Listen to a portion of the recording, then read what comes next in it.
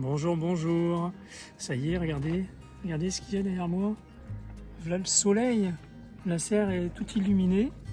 Et alors on a quand même un petit 26 degrés dans la serre. Et même au sol, au paillage, on a 34,1. Regardez-moi ça, 34,1. C'est top, hein? C'est top, il fait super bon. Ça fait du bien. On va pouvoir enfin jardiner et planter ce qui nous reste en légumes. En légumes cucurbitacés, tout ce qui est courge, melon, potiron, etc. C'est bon, allez-y, go, go, go, go, go, go, go. On peut y aller, c'est tout bon. Pastèque, melon, tout ça, allez-y. On peut y aller, faites gaffe quand même à demain matin. Limite, mettez plutôt demain matin il fait 9 degrés, c'est encore un peu frais. Mais après, on a des nuits à 12, 13 degrés, honnêtement, on va être bien, quoi. Donc, limite... vous pouvez mettre en extérieur tout ce qui est courge, tout ça, ça va, ça tient. Mais pastèque melon, il vaut mieux attendre un petit peu si c'est en extérieur et même en serre, si vous n'avez pas de quoi couvrir comme du voile de forçage, il vaut peut-être mieux attendre un petit peu demain matin, comme ça au moins on aura des nuits moins fraîches. Voilà, tout simplement. Moi ce matin j'ai eu un petit problème de taille quand même. J'ai eu des attaques de limaces et forcément avec toute la flotte qu'on a eue, ils se sont donnés à corps joie, hein. Et j'ai dû être ingénieux parce qu'en fait on les trouve pas la journée et même après le lever du jour vous en trouvez très peu, hein. Donc du coup j'ai regardé où les attaques avaient eu lieu et en fait je les ai trouvées, je vais vous montrer. Je les ai trouvées en fait, regardez par exemple il y a une attaque là ici sur la feuille de pastèque.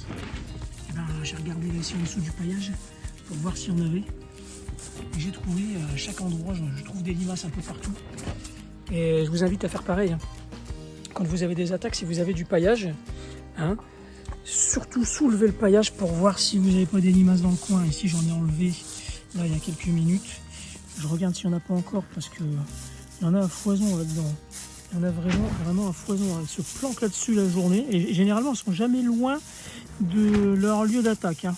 Si elles attaquent, elles sont feignantes, elles vont à 20 cm à côté grand max et c'est tout. Donc je vous invite vraiment à regarder, à soulever, à gratter sous le paillage pour les trouver et les enlever. C'est la seule méthode vraiment qui fonctionne. Le reste, tout ce qui est bière, etc., ça ne fait strictement rien. Si vous allez les saouler et puis elles vont repartir dardard et elles vont appeler tout le quartier. C'est tout ce qu'elles vont faire. Mais je vous invite vraiment à regarder où vous avez des attaques précisément et à fouiller autour. Parce que sinon vous allez vous faire tout bouffer. Là j'en ai trouvé au moins une trentaine depuis ce matin. Je ne sais pas si vous voyez un peu mais ça fait quand même pas mal, hein. Sinon tout grossit. Et la petite pastèque que je vous avais montrée, il me semblait, regardez comment elle est grosse comme une grosse bille, hein. Elle fait 2-3 cm de diamètre déjà en même pas une semaine, hein. C'est impressionnant. Et j'ai un melon kazakh aussi qui est en forme. Regardez, il est parti. Je lui ai mis une petite plaque en dessous pour éviter qu'il prenne l'humidité. Et hier après-midi, je vous ai fait un short, mais en fait, je vous ai pas fait de direct ou quoi. J'ai mis du compost. Un sac de compost parce que je n'en ai pas en ce moment suffisamment. J'ai acheté un sac de compost pour terre argileuse, puisque j'ai une terre argileuse. J'ai acheté ça en magasin et puis j'ai mis ça au pied. En fait, je cherchais un bon paillage sans être réellement un paillage, pas de paille, rien, qui laisse passer la chaleur et qui vienne réchauffer. Et en fait, c'est bien noir en fait un compost. Et j'ai mis ça, regardez, au pied, partout les cultures. J'ai mis du compost noir sur 3-4 cm d'épaisseur. Et ça permet de réchauffer le sol. De toute façon, on le voit, regardez, on est à 18-20 degrés en température du sol. Je ne sais pas si vous voyez bien. Mais ça permet que dès qu'il y a un rayon de soleil, de réchauffer la température du sol. Et pour nos légumes dans la serre, particulièrement pour les melons et les pastèques, ce qu'on veut, c'est que ça soit une température du sol élevée. C'est ce qu'ils ont besoin. Que la température de l'air soit pas trop élevée, c'est pas ce qui est important. C'est surtout la température du sol. Il faut vraiment maximiser ça. D'ailleurs, l'année prochaine, j'envisage de mettre sérieusement un câble chauffant professionnel. vous avoue que j'y réfléchis sérieusement parce que ici, dans le Nord-Pas-de-Calais, la région ne permet pas un réchauffement du sol adéquat pour ces légumes-là, quoi. Même en serre, la nuit, c'est trop frais. Donc, je commence à y réfléchir. Voilà. Sinon, le jardin, tout va bien. Tout va très très bien. Malgré la pluie qu'on a encore eue cette nuit, hein, c'était vraiment catastrophique. Mais ça commence à aller de mieux en mieux. C'est essentiel. Ça jaunit encore au niveau du maïs, mais bon. Globalement, on est content. Mais regardez derrière, ciel bleu. Ça fait longtemps qu'on n'a pas eu ça. Un beau ciel bleu. Ça va faire du bien. On va avoir des fraises qui vont mûrir, on va avoir des légumes qui vont pousser. Je pense que ça va arriver d'un seul coup. Hein. Ça va arriver d'un seul coup. Même les semis que j'ai fait en plaque alvéolée là, sont tous sortis, les petites carottes, les petites betteraves, tout ça, ça y est, c'est germé. Regardez le soleil, waouh, ça fait du bien. Ah, la vache, ça donne le sourire quand même. On en a besoin, hein, on en a besoin.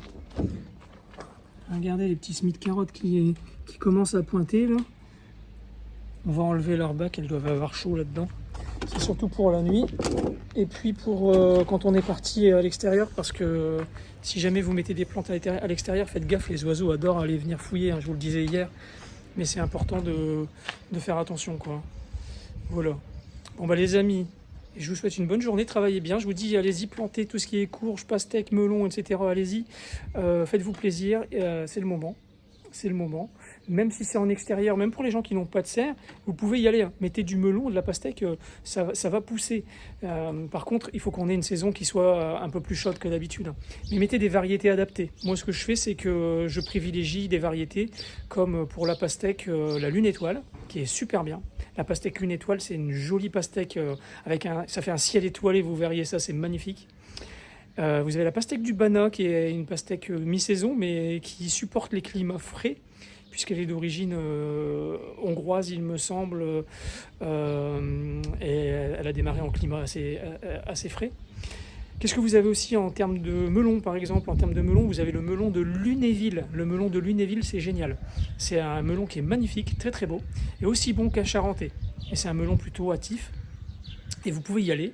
Il y a le Vieille France aussi. Il y a qu'est-ce qu'il y a encore comme melon que vous pourriez essayer? Noir d'écart, melon du Pajottenland. C'est un melon belge, c'est bien aussi. C'est un goût différent, mais c'est très très bon.